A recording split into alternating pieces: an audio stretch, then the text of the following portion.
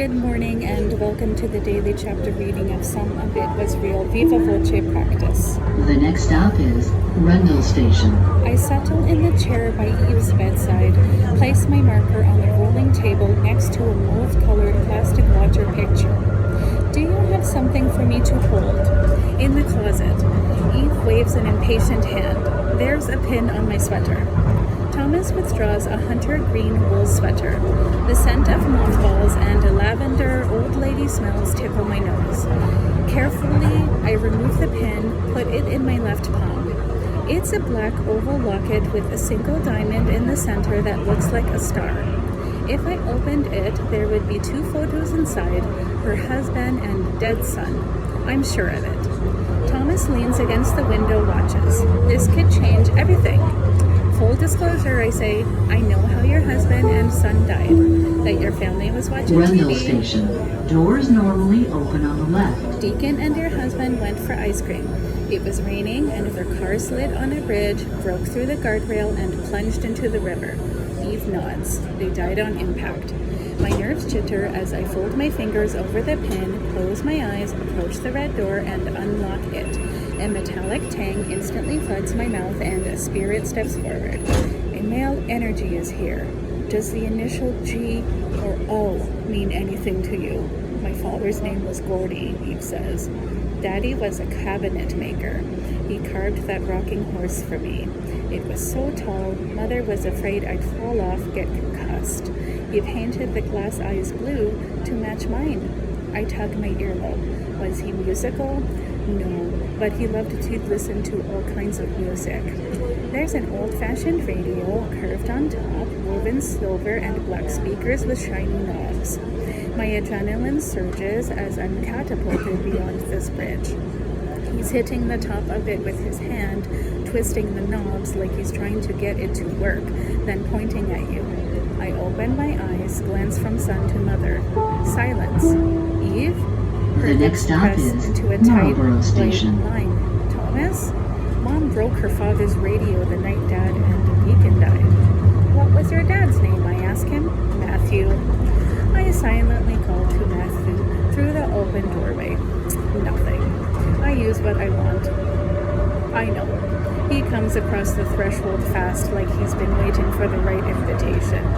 A younger male spirit joins him. They show me a dark night, pounding rain, 2 pints of ice cream on the front seat of a car, a narrow bridge, bright headlights, a skid, crash metal on metal, the car plunges, weightless, bone-jarring, impact hands fumble to unbuckle seatbelts, open doors, break windows, water floods, boots kick, fingers scrabble, screams, help me, Dad, I love you, Deacon. Frigid water surges into mouth's nostrils, I can't breathe, can't breathe, can't breathe. My heart thrashes. I gulp for air, sweat tracks down my spine. Eve lied to Thomas all these years. It took a while. I say once my pulse has slowed. Eve's chin trembles. Thomas looks from his mother to me. What are you talking about? I wait for Eve to explain. She twists her arthritic hands, looks away. Sylvie, Thomas presses. He deserves the truth. Your dad and mother didn't die when their car hit the water. Marlboro Station. They Doors both tried to normally get open out, on the left. but couldn't open the doors or break any windows. It took time for the car to fill with water. They drowned. The last thing your father heard was your brother begging for help. The last thing Deacon heard was your father saying he loved him. You're wrong, Thomas says, his tone dismissive. They died on impact. Tell her, Mom. Eve sniffles, wipes her nose with a wad Kleenex, stares at the sheet covering her bony legs like a child determined to avoid punishment. Thomas repeats, tell Sylvie they died on impact. Eve flinches. They didn't.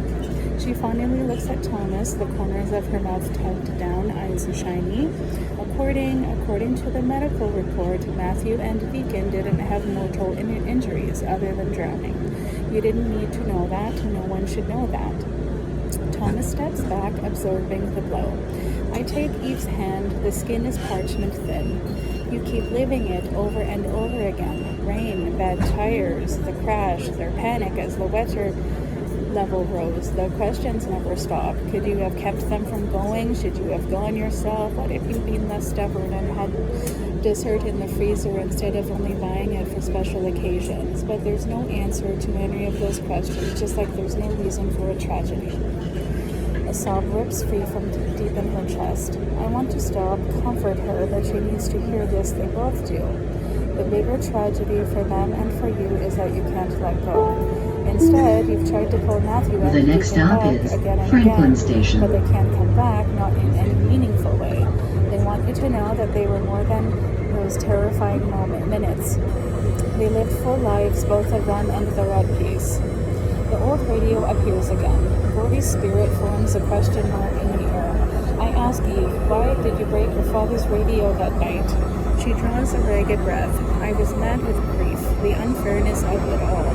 Matthew was the love of my life. Deacon didn't even get to have a girlfriend, go to college. He was going to be a journalist and was such a gifted writer. I just know he would have won a Pulitzer. I recall what Thomas told me about his mother when I asked if she was proud of him. He said that she'd had bigger dreams. They were for his brother, not him. Thomas has retreated to the window. Hands pressed to the glass like a prisoner behind bars, he watches rain fall in sheets from a lead sky. You're better than good enough. I wish I could tell him that, but he's not for his mother and he probably never will be. Eve begs, what is Matthew saying?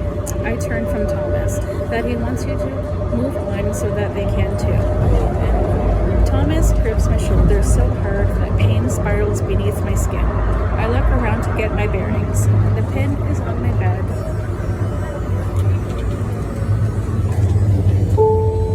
Marker clenched in my hand. Franklin Station. Doors normally open on the left. Beneath the fluorescent lights of the hospital room, I read the message scrawled on the inside of my palm. I still believe in you, kid. The look in Thomas' eyes is equal parts pain, accusation, and betrayal. He's out of the hospital room in 3 strides. Bring him back, Eve begs. At first I think she's talking about Thomas, but she holds the pin out, begs me to take it, call Matthew and Deacon back from the other side. What about Thomas? They're done. Now you have a choice. You can either continue to live in the past, pour your heart into the bottomless pit, or you can love the son who is still alive. I find Thomas in the exit stairwell at the end of the hallway. He's slumped against the cinder block wall, head in hands, fingers burrowed in his unruly hair. I sit down facing him, lean close. Is she okay? He asks. I rest a hand on his leg. Yeah, are you? The next stop is Barlow Maxwell Station. I know what he wants. Me to tell him that my knowing about Eve's father, the radio, and the truth about the drowning was all a trick. Thomas, I can't. He pushes my hand away. In 1964, the James Randi Educational Foundation issued a $1 million challenge to anyone who could demonstrate a supernatural or paranormal ability under agreed-upon scientific criteria. The competition ended in 2015. Do you know the result, he demands? His cheeks are pink blotches in a chalky face. I shrink back from his anger. No. There were thousands of applicants. Barlow Maxwell Station. Doors normally open on the left. And not a single person could prove their supernatural abilities. Thomas, over the years, hundreds of scientists have repeatedly tried to prove that people are capable of perceiving something happening on the other side of the world, in a different room, on another plane, or events in the future. Do you know what every single one of them has found? I slide to the wall, press my back against it. No, zero evidence. His tone is sharp as broken glass. Thomas. He bites his lower lip. You're a liar. You deceive old women like my mother. Feed on grief, steal their money. No more spoke to my grandfather, dad, and a deacon than you could fly to the effing moon. My stomach ignites like it's filled with gasoline and Thomas has flung a lit match. Then how do I know? The next stop is Clearly, Calgary Zoo Station. Lucas told you about the medical examiner's report when he called. I don't know about the rest, but that doesn't mean there's no explanation. I hold up my hand where the message is written over the heart line on my palm. I still believe in you, kid. What does it mean? Thomas glares at me. The thing I stole when I was a kid? It was a journal. Dad made me return it, but later Deacon bought it for me, hid it under my pillow. He nods at my hand. That's the message my brother wrote on the first page minus the word still. Nice touch. he sneers. I can't explain that one either, but there is an explanation. His derision leaves me carved out empty. I get to my feet, bones aching like I'm 80. Where are you going? To meet Faith Benson. Thomas rubs his face hard. I'll go with you.